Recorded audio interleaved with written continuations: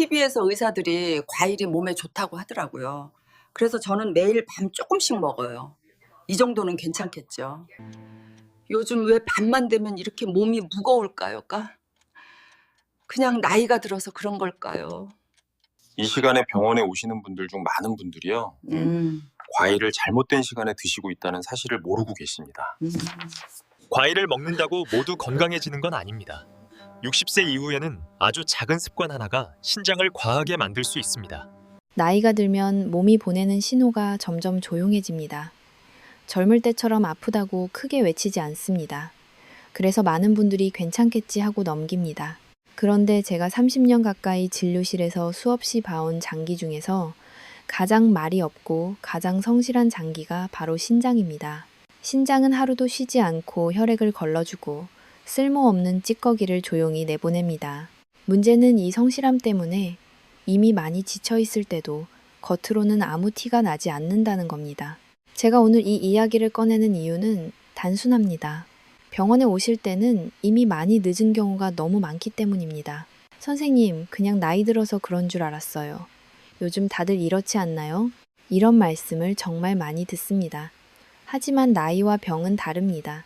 노화는 자연스러운 과정이지만 신장이 무너지는 것은 막을 수 있는 경우가 많습니다. 단, 몸의 신호를 조금만 일찍 알아차린다면 말입니다. 어느 70대 초반 어르신이 계셨습니다. 평소 식욕도 좋고 산책도 꾸준히 하시던 분이었는데 어느 날부터 아침에 일어나면 얼굴이 약간 붓고 오후만 되면 다리가 무겁다고 하셨습니다. 본인은 잠을 좀 설쳐서 그런가 보다 하고 넘기셨습니다. 그런데 제가 자세히 여쭤보니 소변의 거품이 예전보다 오래 남고 색도 조금 진해졌다고 하셨습니다. 검사 결과는 예상대로 신장 기능이 꽤 떨어져 있었습니다. 그분이 가장 후회하신 말이 아직도 기억납니다. 그때 그냥 병원에 와볼 걸 그랬어요. 신장은 이렇게 신호를 보냅니다. 아주 작은 변화로요. 아침 첫 소변의 색, 거품의 지속 시간, 발목에 남는 양말 자국, 이유 없는 피로감, 이런 것들은 결코 사소한 문제가 아닙니다. 신장은 아프다고 말하지 못하는 대신 생활 속 아주 미세한 변화로 도움을 요청합니다. 그런데 많은 분들이 이 신호를 노화라는 단어로 덮어버립니다. 저는 이게 가장 안타깝습니다. 특히 60세 이후에는 우리가 평생 몸에 좋다고 믿고 해왔던 습관들이 오히려 부담이 되는 경우가 많습니다. 대표적인 것이 음식입니다. 그 중에서도 과일에 대한 오해가 정말 큽니다.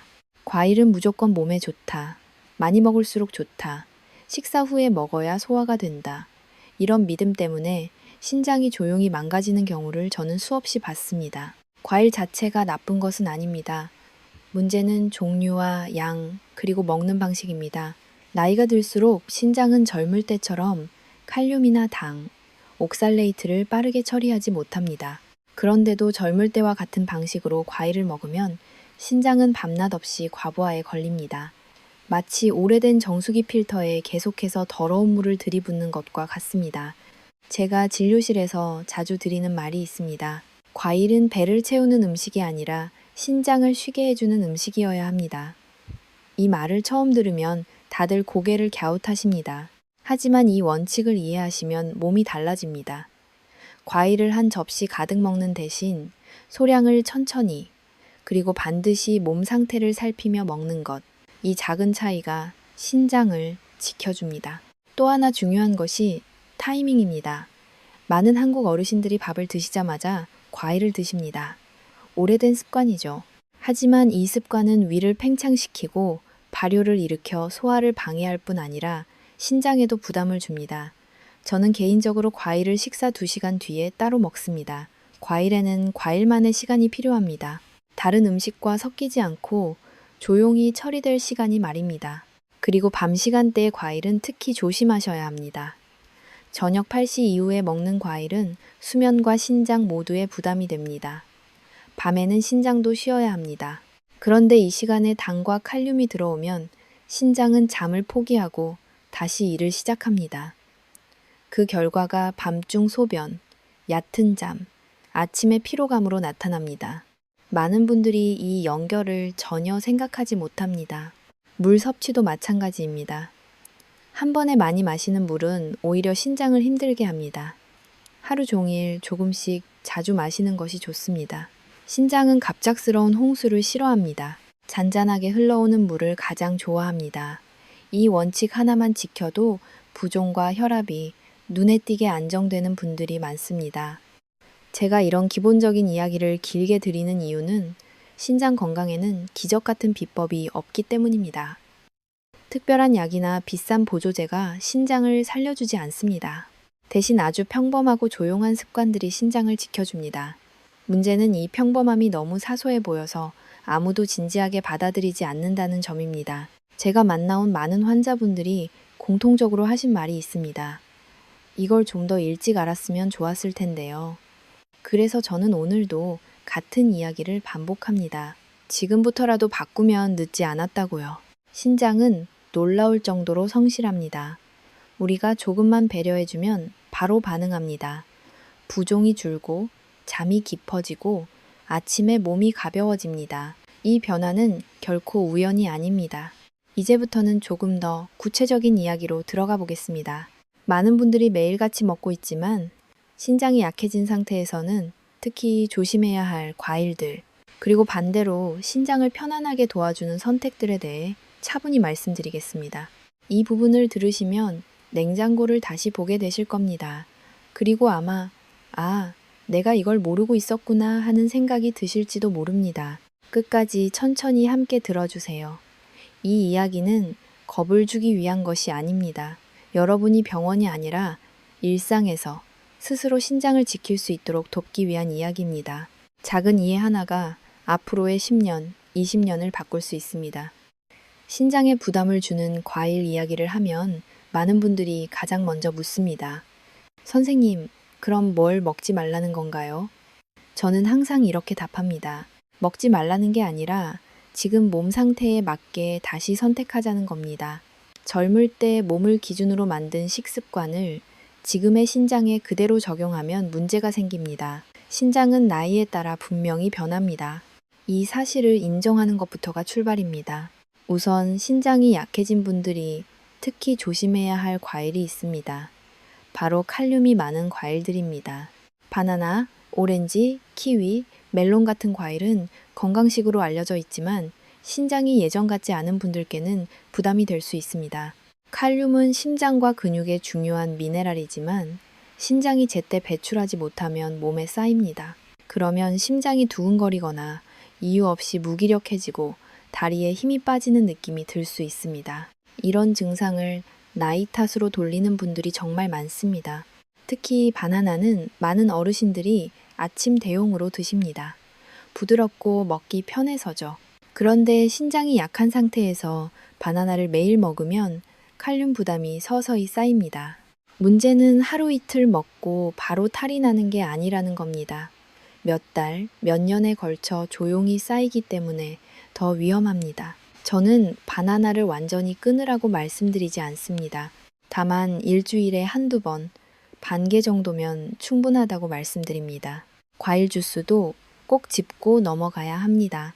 많은 분들이 씹어먹기 힘들어서 갈아 마신다고 하십니다. 하지만 과일을 갈면 섬유질은 줄고 당과 칼륨은 훨씬 빠르게 흡수됩니다. 신장은 갑작스럽게 들어오는 이 농축된 성분을 처리하느라 큰 부담을 받습니다. 특히 아침 공복에 과일 주스를 마시는 습관은 신장과 혈당 모두에 좋지 않습니다. 씹어먹는 과일과 마시는 과일은 전혀 다른 음식이라고 생각하셔야 합니다. 그렇다면 신장을 비교적 편안하게 해주는 과일은 무엇일까요? 저는 늘 양이 적고 수분이 많은 과일을 추천합니다. 배, 사과, 블루베리 같은 과일은 비교적 부담이 적습니다. 물론 이것도 과하게 드시면 안 됩니다. 한 번에 사과 한 개가 아니라 반 개 정도, 그리고 꼭 천천히 씹어 드셔야 합니다. 씹는 행위 자체가 신장의 시간을 벌어줍니다. 또 하나 중요한 기준은 계절입니다. 제철 과일은 몸이 처리하기가 상대적으로 수월합니다. 겨울에 열대 과일을 많이 드시는 분들을 보면 몸이 괜히 더 무거워지는 경우가 많습니다. 자연은 참 정직합니다. 그 계절에 나는 음식은 그 시기에 몸에 맞게 설계되어 있습니다. 이 원칙을 기억하시면 선택이 훨씬 쉬워집니다. 과일보다 더 많은 분들이 실수하는 것이 바로 말린 과일입니다. 건포도, 말린 감, 말린 망고, 이런 것들은 수분이 빠진 대신 당과 미네랄이 농축되어 있습니다. 한 움큼이 생과일 몇 개 분량이 되는 셈이죠. 그런데도 간식처럼 드십니다. 신장 입장에서는 쉬지 못하고 일을 시키는 꼴입니다. 저는 신장이 약한 분들께 말린 과일은 가능하면 피하시라고 권합니다. 이쯤에서 많은 분들이 이렇게 생각하실지도 모릅니다. 먹을 게 점점 없어지네. 하지만 그렇지 않습니다. 중요한 건 제한이 아니라 조절입니다. 그리고 조절의 핵심은 내 몸의 반응을 관찰하는 것입니다. 어떤 과일을 먹고 나서 밤에 소변이 늘었는지, 다음날 몸이 붓지는 않았는지, 아침에 피로감이 남아있는지, 이 작은 신호들이 정답을 알려줍니다. 제가 환자분들께 자주 권하는 방법이 하나 있습니다. 과일 일기를 써보는 겁니다. 거창할 필요 없습니다. 오늘 어떤 과일을, 언제, 얼마나 먹었는지, 그리고 그날 밤 잠은 어땠는지, 아침 몸 상태는 어땠는지, 이렇게 일주일만 기록해 보셔도 본인에게 맞는 과일과 맞지 않는 과일이 분명히 보입니다. 몸은 거짓말을 하지 않습니다. 신장 건강은 결국 속도를 늦추는 싸움입니다. 빨리 먹고 많이 먹고 자주 먹는 습관에서 벗어나는 것. 이게 말처럼 쉬운 일은 아닙니다.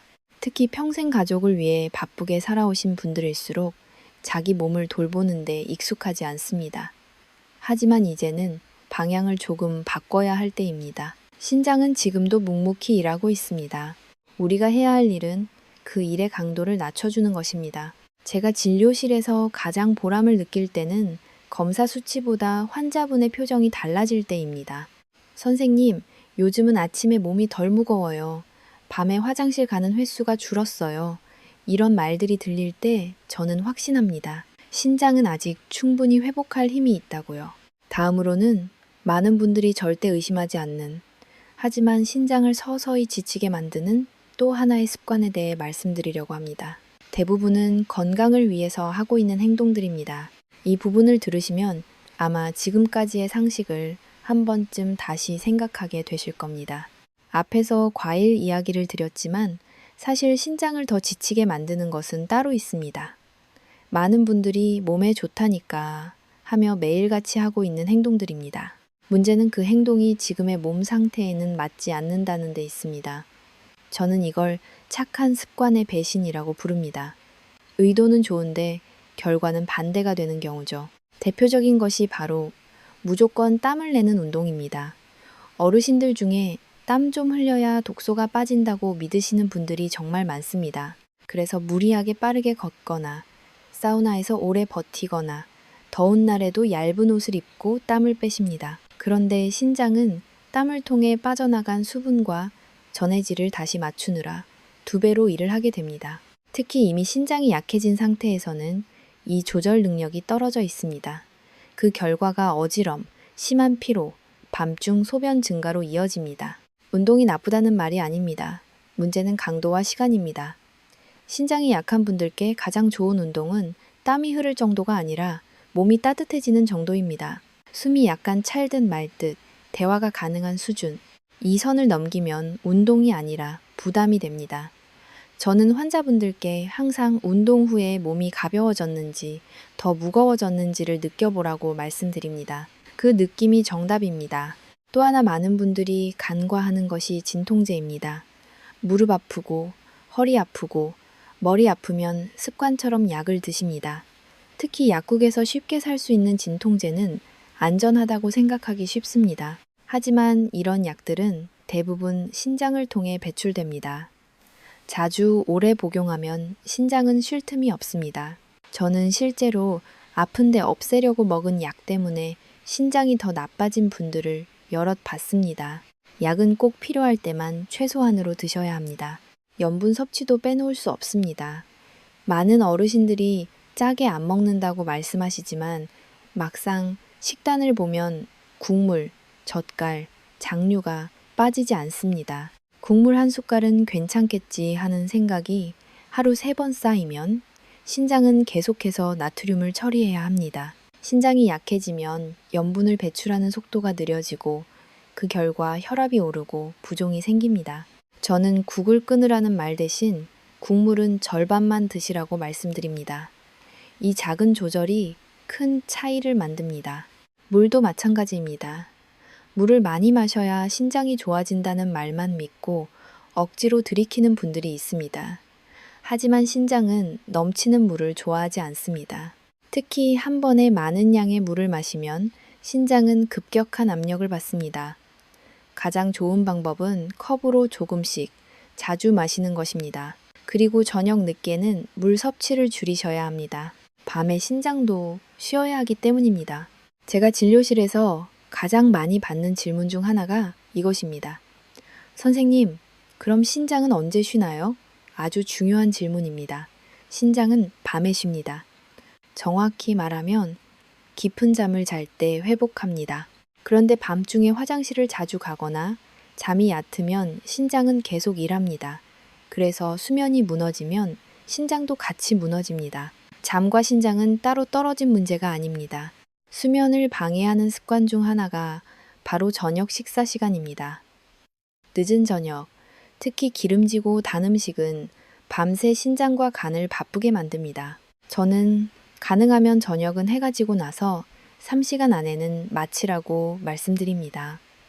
이 시간을 지키기만 해도 밤중 소변이 줄고 아침 부종이 가벼워지는 분들이 많습니다. 스트레스도 신장을 조용히 망가뜨립니다. 놀라운 사실이지만 신장은 감정에 민감한 장기입니다. 걱정이 많고 늘 긴장 상태에 있으면 신장의 혈류가 줄어듭니다. 젊을 때는 버텨내지만 나이가 들수록 이 영향이 커집니다. 그래서 저는 환자분들께 꼭 하루에 한 번은 마음이 느슨해지는 시간을 가지라고 권합니다. 산책, 조용한 음악, 가벼운 스트레칭, 이런 시간은 결코 사치가 아닙니다. 치료의 일부입니다. 이쯤에서 한 가지 분명히 말씀드리고 싶습니다. 신장을 지키는 방법은 특별하지 않습니다. 오히려 너무 평범해서 사람들이 무시합니다. 조금 덜 먹고, 조금 천천히 움직이고, 조금 일찍 자고, 조금 덜 걱정하는 것. 이 조금들이 모여 신장을 살립니다. 반대로 하루하루의 작은 무리가 쌓여 신장을 무너뜨립니다. 제가 오래 진료하면서 깨달은 것이 하나 있습니다. 신장은 우리를 배신하지 않습니다.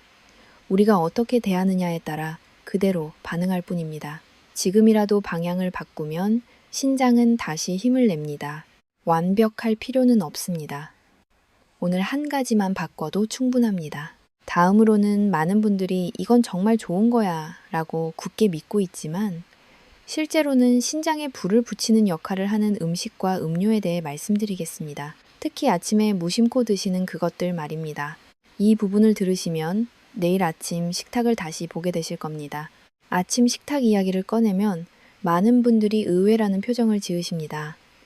아침은 잘 먹어야 한다고 하잖아요. 맞습니다. 하지만 여기에도 중요한 조건이 하나 붙습니다. 지금의 신장 상태에 맞게 잘 먹어야 한다는 겁니다.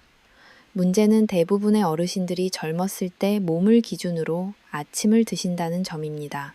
대표적인 것이 아침에 마시는 커피입니다. 하루를 깨우는 습관처럼 굳어진 분들이 많습니다. 커피 한 잔이 큰 문제를 일으키지는 않습니다. 하지만 공복에 매일 진하게 마시는 커피는 신장을 자극합니다. 카페인은 일시적으로 혈압을 올리고 신장으로 가는 혈류를 불안정하게 만듭니다. 그 결과가 아침 심장 두근거림, 손떨림, 오전 피로로 나타납니다. 저는 커피를 끊으라고 말하지 않습니다. 다만 공복은 피하고 양을 줄이고 가능하면 오전 늦게 드시라고 말씀드립니다. 아침에 과하게 단 음식도 문제입니다. 빵, 잼, 꿀, 달콤한 시리얼. 입에는 편하지만 혈당이 급격히 오르면서 신장은 다시 한번 조절 작업에 들어갑니다. 이런 패턴이 반복되면 신장은 늘 긴장 상태에 놓입니다. 특히 당뇨가 있거나 경계선에 있는 분들은 더 조심하셔야 합니다. 아침은 자극이 아니라 안정이 필요한 시간입니다. 그렇다면 신장을 편안하게 해주는 아침은 어떤 모습일까요? 저는 늘 속이 조용한 아침을 권합니다. 따뜻한 물 한 컵으로 시작하고 자극 없는 단백질과 소량의 탄수화물, 너무 많지 않게 천천히. 아침을 먹고 나서 속이 편안하고 졸리지 않다면 그게 바로 몸에 맞는 식사입니다. 또 하나 많은 분들이 놓치는 것이 체온입니다. 아침에 몸이 차가운 상태에서 찬 음식이나 찬 음료를 넣으면 신장은 순간적으로 혈류가 줄어듭니다. 그래서 아침에는 차가운 과일, 냉우유, 얼음물보다 따뜻한 음식이 좋습니다. 몸을 데우는 것은 곧 신장을 도와주는 일입니다. 제가 이런 이야기를 드리면 어떤 분들은 이렇게 말씀하십니다. 선생님, 너무 신경 쓸 게 많네요. 그 마음 충분히 이해합니다. 하지만 다시 생각해 보시면 이건 복잡한 규칙이 아닙니다. 몸을 조금 더 존중하자는 제안입니다. 신장은 지금도 최선을 다하고 있습니다. 우리가 할 일은 그 노력을 방해하지 않는 것입니다. 제가 수많은 어르신들을 보면서 확신하게 된 한 가지가 있습니다. 신장 건강은 병원에서 시작되지 않습니다. 주방에서, 식탁에서, 잠자리에서 시작됩니다. 그리고 이 변화는 아주 조용히 찾아옵니다. 어느 날 갑자기 좋아졌다기보다 어느 날 문득 몸이 덜 힘들다는 느낌으로 옵니다. 그때 비로소 내가 방향을 잘 잡았구나 하고 알게 됩니다. 이 이야기를 여기까지 들으신 분이라면 이미 몸에 대한 감각이 살아나고 계신 겁니다. 지금 당장 모든 걸 바꾸실 필요는 없습니다. 오늘 한 가지, 내일 한 가지면 충분합니다. 과일량을 조금 줄이는 것, 저녁 시간을 앞당기는 것, 물을 나눠 마시는 것, 이런 작은 선택들이 신장을 살립니다. 마지막으로 한 말씀만 드리고 싶습니다. 신장은 평생 우리를 위해 묵묵히 일해온 장기입니다. 말이 없다고 해서 괜찮은 것이 아닙니다. 지금부터라도 신장의 목소리에 귀를 기울이시면 몸은 반드시 답을 줍니다. 나이는 숫자일 뿐이고 회복의 가능성은 생각보다 훨씬 큽니다. 오늘 이야기가 조금이라도 마음에 남았다면 그걸로 충분합니다.